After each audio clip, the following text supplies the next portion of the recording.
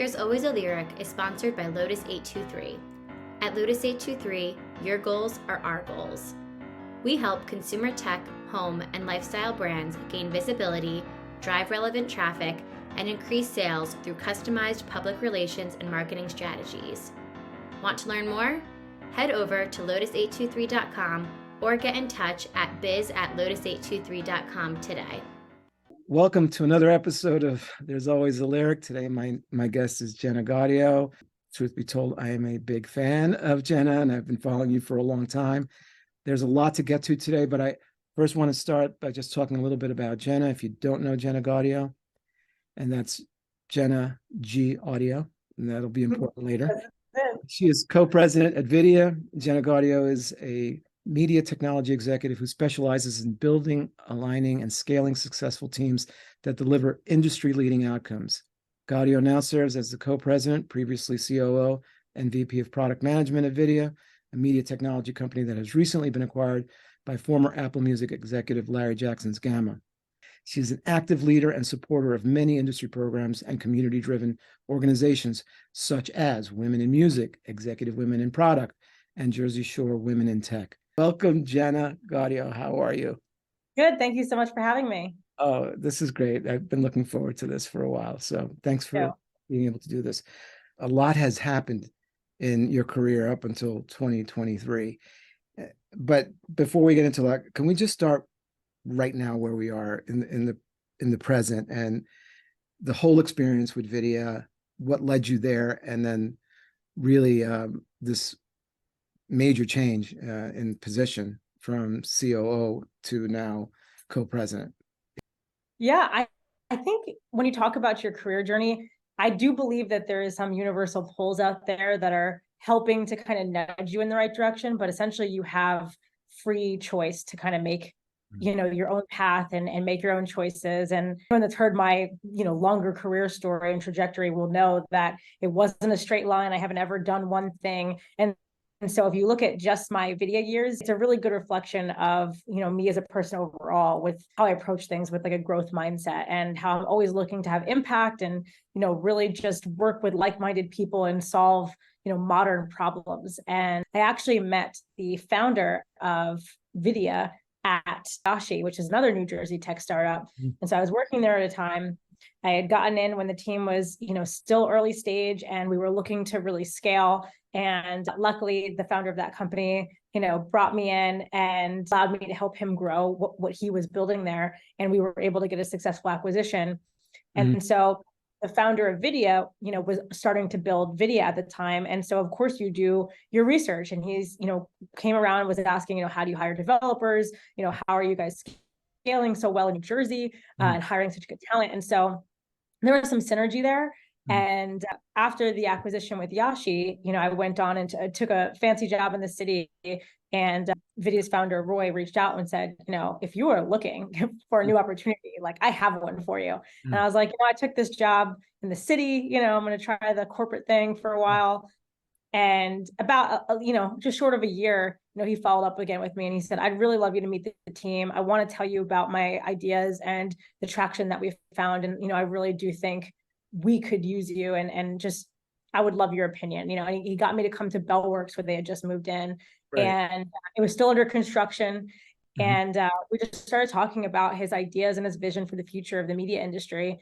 And I met the team and they were just very like-minded and ready to go into the fire for, whatever the mission was. And, I realized that my skill set could really translate here and it could be something. So we were like 10, 15 people when I joined Vydia, and I came in as the head of marketing, which at that early of stage, really what you're trying to do is solidify the brand in a way that people actually like, one, pronounces the name correctly, and two, like what the heck you do, because you're nobody at that point. Right. And, Roy obviously was working on getting funding and helping us have like the cash flow to scale and fulfill our true potential.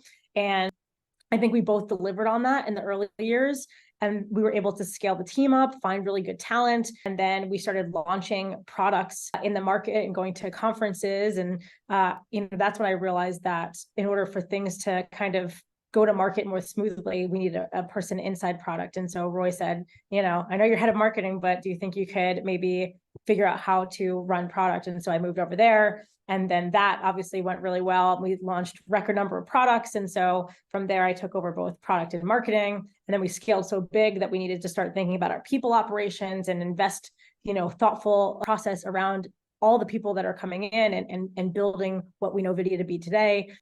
And then we started going to market as far as an acquisition goes. And, Roy and the rest of the executive team were really, really collaborative and obviously very successful in that endeavor. And, I was promoted to COO to kind of oversee the team during this time of scaling a business, but also, working on getting an acquisition. And sure enough, we were acquired in December. We announced in February. That announcement, Larry and Ike, who are the CEO and president and co-founders of Gamma, announced essentially the new era, which is we've acquired Vydia and we're starting Gamma. And in that announcement, they announced that Roy is now the chief product and technology officer at Gamma, and me and my co-president, Mark Gorman, are taking over Vydia. And so that's where we are modern day. We're learning, building the next chapter together, and it's a very exciting time. It's an amazing journey of both evolution and revolution happening all at the same time, it seems. Oh yeah. And the thing that kind of brought us together was just a shared mission of building a more equitable and modern future for this industry. And I think that is the most attractive thing to everyone that works at Vydia and Gamma. And that's what really fuels us. And so that mission is something that is part of the reason why we're so good, I think. And when you look back at, you touched on it actually at the beginning of explaining how you got to Vydia and how the universe kind of pulls you and pulls us all along, right?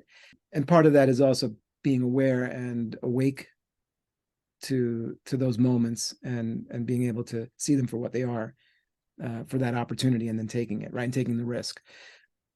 Where do you think that came from? Did you always have this sort of, I guess, curiosity or ability to take these leaps from an early age, or did you come upon it as you got older? Were there maybe people that you looked up to or mentors that kind of ushered that part of you to the forefront? Absolutely. I personally am insatiably curious. I just love diving into new things. And honestly, it comes down to impact. If there's a problem that needs to be solved or an opportunity, like I'm interested, and so that has definitely been a fuel for me. As far as, mentors and people that I've looked to, it's funny because if you look at my career, the ups and downs and everything in between that's led me to this moment, I've taken a lot of risks. I've taken huge pay cuts. I've moved back in with my parents at points. I've spoken up when things needed to be said in order for my integrity to be intact. And I've got jobs I didn't think I could get, and I lost jobs that I can't believe the situation was real. And so in order to get to this place that I'm at right now, I think those risks are necessary. But truly the people that inspire me and motivate me and have really helped me be successful on this path are founders. I think working alongside those people and having a window seat to how they think and make decisions, and the people that they work with and collaborate with, have really taught me a lot and have shaped me become more of a hybrid optimizer and builder, but also more of a risk taker in business instead of, I'm already a risk taker in my own life, but outside in the business world.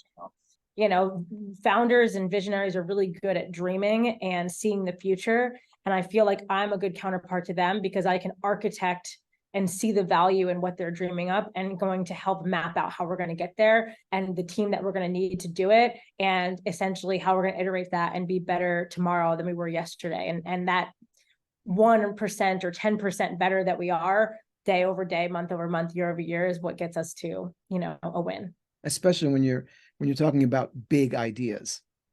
I agree. I think the same way, like when I was younger, I really loved music and I joined the band, even though I had really a hard time reading music and also playing music. But when I hear good music, I know what it is and I have such a deep appreciation for it. But I always wondered, how do people write music and how do they play music and how is it so easy for them? Like they just see it. And, later in my life working with these founders, it's kind of the same. It's like, how do they see this trajectory and how do they understand where it's going? And how do they have these big dreams that are actually tangible and doable and believe in them so deeply? And your love of music, and I just want to touch on that a bit, because that love of music is front and center back in your life with what you're doing with Vydia. Yeah. And you found a way to get back to something that you loved in a very, very unique way with Vydia. And I don't know if everybody that's going to be listening to this understands really how innovative Vydia is in terms of this sort of a complete platform from music distribution, the audio side, the video side. Can you talk a little bit about what you guys are doing and what you're doing now in that space? When I joined Vydia, I came over because I have a background and a love for video first and foremost. And what Vydia was doing was helping artists package their music video and distribute it to MTV and BET and CMT and things like that. And they were just starting to dabble into the digital world in YouTube videos. And I think Facebook had just launched their video platform. And so there was also this aspect of social video and storytelling. And so I just love that. And I was on board. I was always trying to use video as a storytelling mechanism more and more, both professionally and personally. And so that's how I really initially had interest in Vydia. And so Roy comes from a music background, and he saw where the industry was going.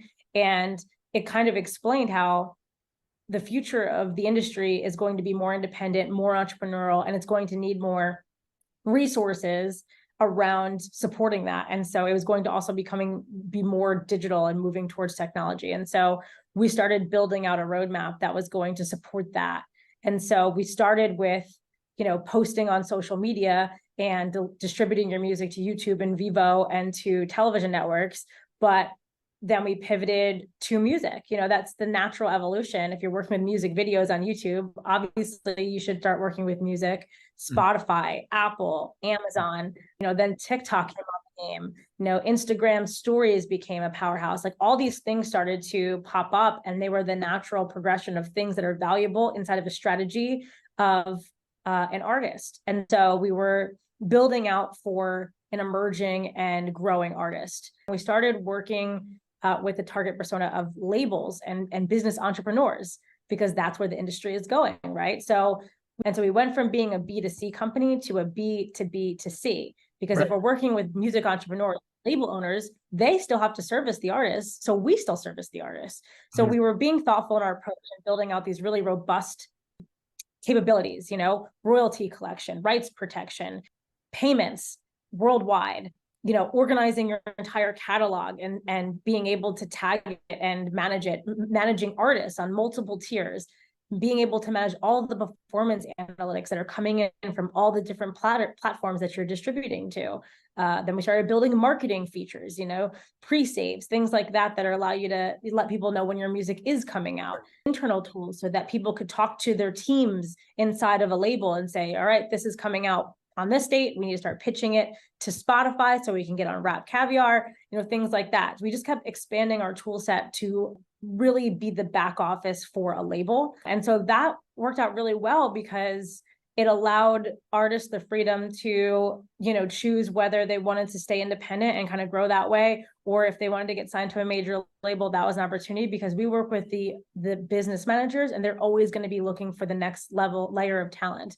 And we were always going to be building out tools for their growing business. And so that also allowed us to be more hands-on, instead of throwing a wide net out there and working with everyone ever. We were working with people that were finding traction and growing businesses and needed sophisticated tools that were going to level the playing field and allow people to be more independent.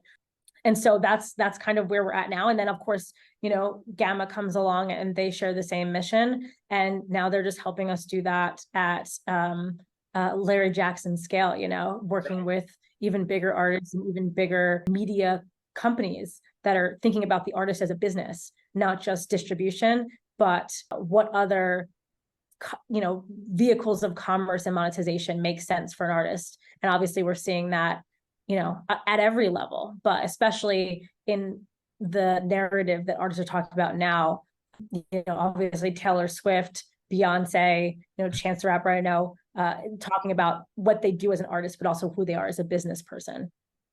And so along those lines, and looking at sort of the scale of where Vydia has moved to because of obviously because of the acquisition by Gamma. How do you guys see other platforms that have emerged? There's a lot of talk about Web3 and music specifically, and music artists. The whole coming wave of what content distribution can look like when you're giving a different type of content and different level of access based on all different types of programs that can be created for artists that are in Web3. Are you guys looking at that? Are you involved in that? I'm just curious. Of course. Every time we see something that's happening or that's trending or that's being talked about, like we always have our ear to the ground on what to build next. I think it's always about what makes sense and how it's going to have legs and how it's going to translate long term, because you don't want to necessarily jump onto a trend and have it be a flash in the pan. Agree. When we're talking about everything that's happened to you, it feels like just one beautiful ascending, hockey stick graph of success on top of success. But we all know that we don't get to where we are without some learnings along the way. And have you had failure in your life, in your career, that has ultimately been really a victory in disguise?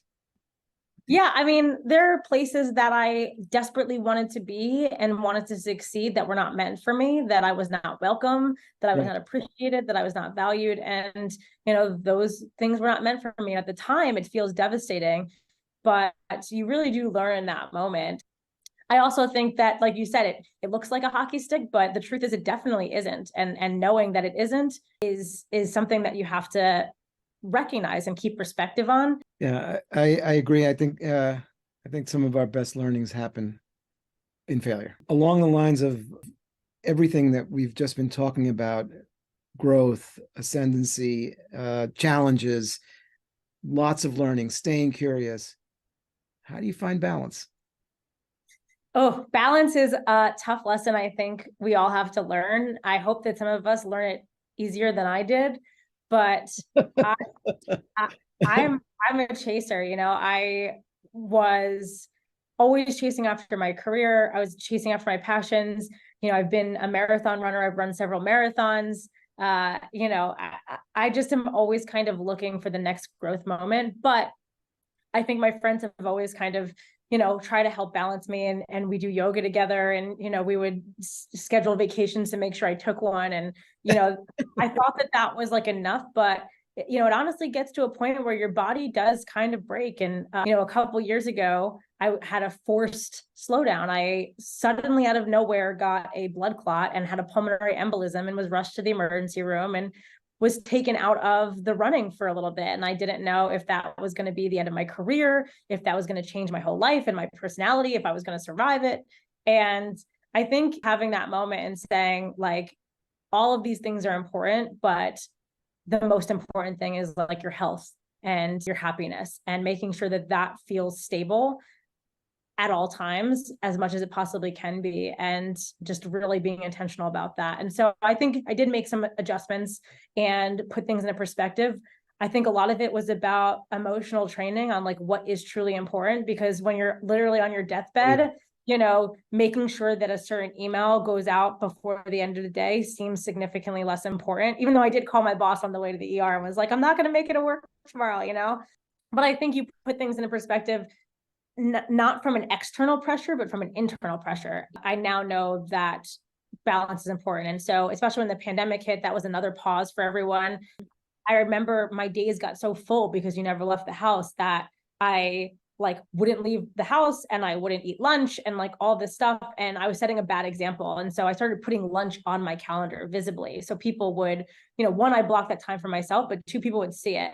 And a lot of the team would message me and say, you know what, I started doing that. I started going for a walk at lunch. I started putting it on my calendar and making sure that I do that too. And I think it's made me such a better thinker and problem solver and all these things. And I just feel better. And like that is great. Being a role model in business and, in careers is one thing, but being somebody that is helping a person feel healthy and productive and powerful in their own like control of who they are and what their output is also important. And honestly, it's an ongoing journey.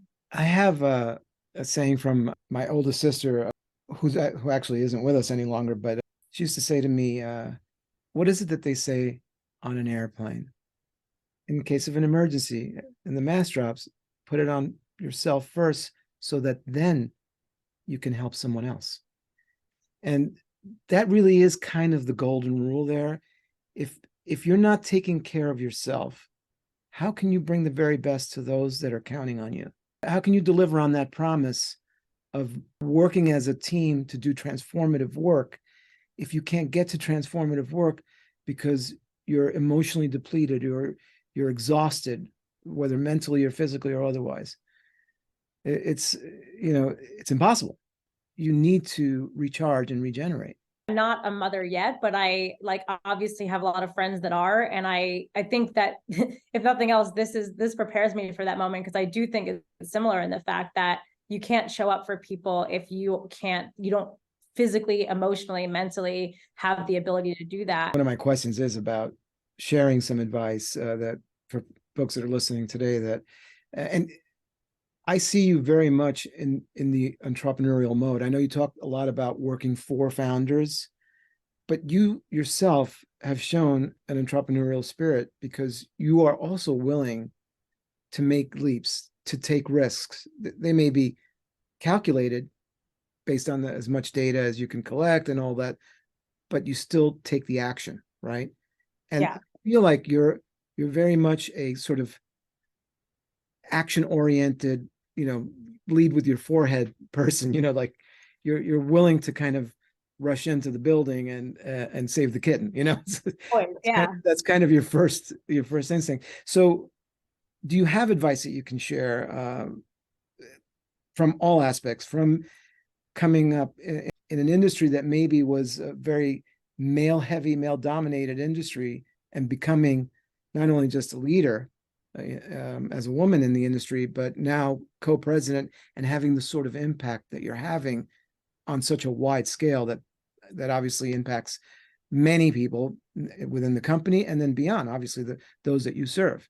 Any thoughts or things that you can share that you felt would be helpful or that were helpful for you that you can share? When I was a younger manager, there was CTO that was a really important mentor to me, at a few companies ago. And when I was thinking about how I was going to make decisions as a manager, as a rising leader, he would help me get out of my head by just asking me this question over and over again. He would say, what's the worst that could happen? And it seemed like this whimsical, kind of off the cuff kind of question, but it actually kind of was the beginning of me frameworking how I think about everything that I do as a senior executive now. Because when I talk to, my reports and managers that I'm mentoring that are rising executives as well, I always tell them when they bring me something that they want to do or something that they want to propose, I always walk through with them, like how to think about it from a 360 perspective. What are the pros? What are the cons? Who are the stakeholders? What are they going to ask? What's this going to cost us? What's the opportunity? Thinking about all these things. And the question is always like, what if we didn't do this thing? Like, what would we be losing? And, what if we did do this thing? What's the worst that could happen? And so that question has like followed me around in everything that I do. And it has helped me take leaps in my own life, in my own career. It's helped me chase down and launch, big product ideas without fear. It's helped me go toe to toe in really tough conversations about changing the workplace for women, for people of color, for, a growing organization. You think about weighing the opportunity versus the risk. And sometimes, it depends on your situation. Not everyone can take a risk. Not everyone can take a pay cut or move back in with their parents. Not everyone has those optionalities. So you have to really weigh like what you can risk. But if it's worth it, if this is important, if change and being a catalyst and saying the thing that needs to be said is worth the risk because of the upside, then let's do it. That was fantastic. It really is understanding and looking at something and going, okay, well, if this is the downside, I'm willing to risk that downside because it's manageable for me. the counterpoint of the risk and its upside outweighs that downside. And what's the worst that could happen? I love that. That's just so perfect.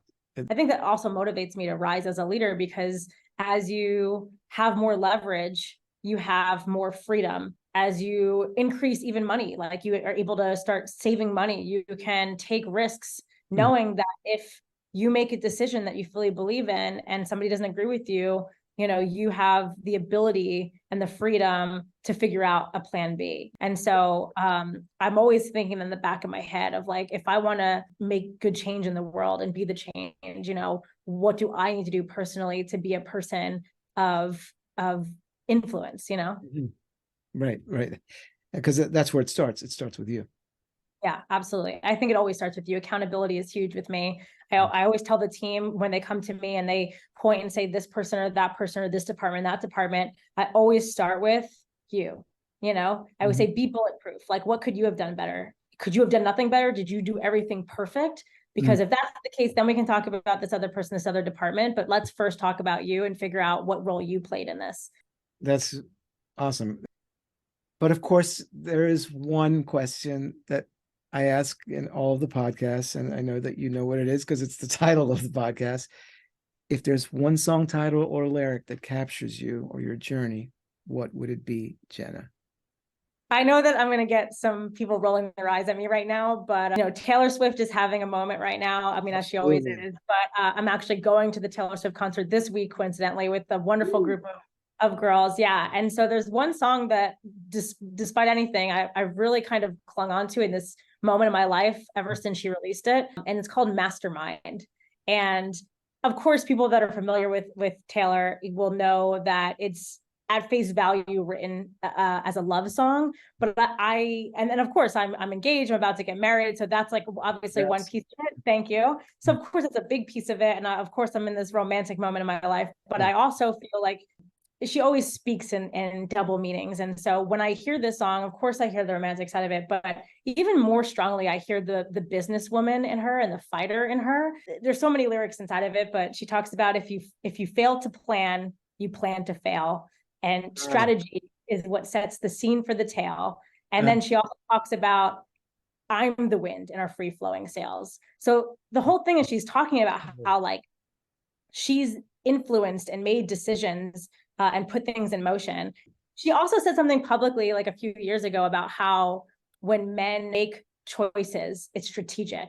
But when women do it, it's contrived or manipulative. And so I think that is changing. I think women are starting to show that their intentions are good and they're not trying to manipulate men or anything else like that. We want to be seen as valuable partners. We want to show that we are influential and that we can have strong impact on industries and businesses and our own lives. And so Mastermind is something that I feel like, although the universe has nudged me in the right direction, ultimately the moment that I'm in right now, it was a lot of hard work.